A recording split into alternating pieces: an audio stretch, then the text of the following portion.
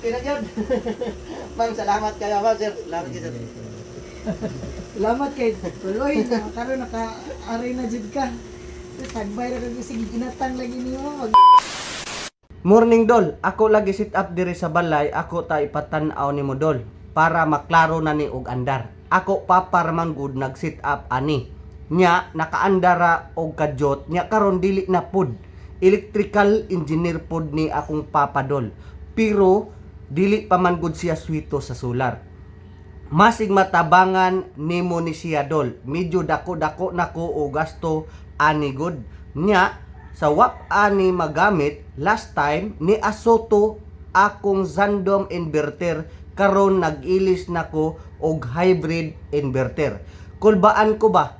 Masig maunsa na pod tabangi tawon ko, Dol. Lapo-lapo rami, Dol. Masig matabangan nimo mabisita diri. Atong adtoon, let's go. Usa di ni nato na podcast solid kayo nga followers og dugay na kay ni siya nagsige na to og message, nagsige og contact. Kay lagi na ay problema ang ilahang solar setup nga gi-DIY pod sa iyahang papa kay or makatipid lagi pod nga usa pod ka electrical engineer iyahang papa. So mao na ni naabot na ta sa ilahang balay og ako nakita ang ilahang inverter nga 4.2 hybrid inverter nga flow watt. Buti pasabot sa SUV, solar, utility, din battery. Di una si solar, example, adlawan. Pag adlawan, kusog and harvest, so priority niya ang solar. Solar, utility, battery. Una ang solar, panel, harvest sa adlawan. Then si battery, standby. Wala makasip. Di, wala pa.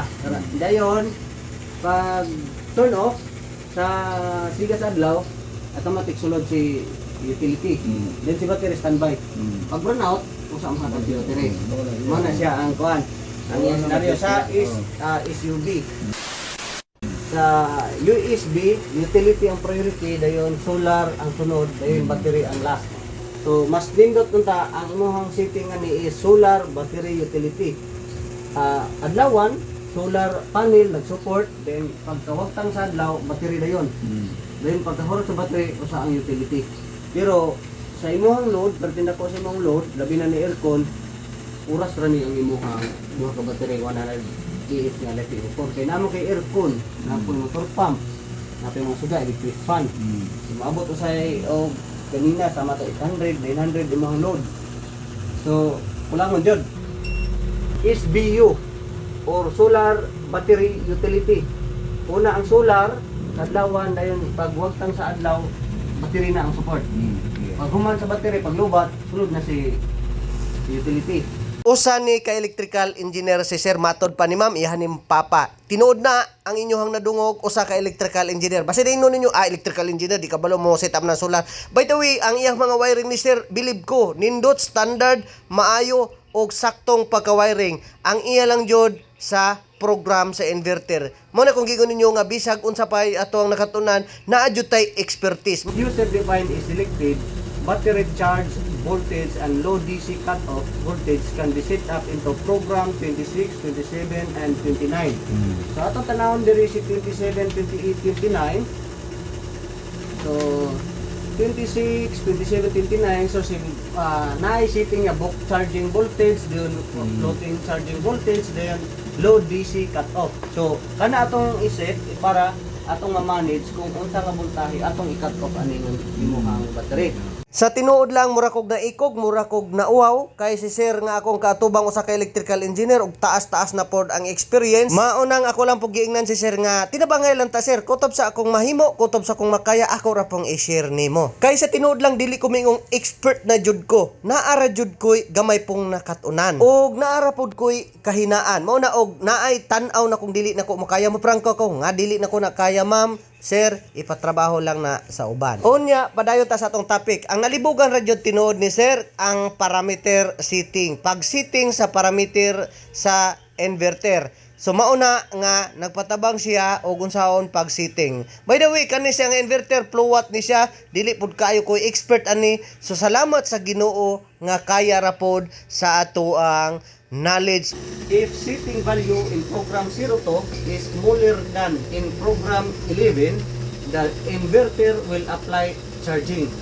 So kung kung mas gamay ang iyang charging dire kaysa sa diri ang iyang setting dito, so mo-apply siya og charging gikan sa Miko. So sa may mga gusto ani i-charge na to ngadto gikan sa Miko. Dito, Nico, siguro.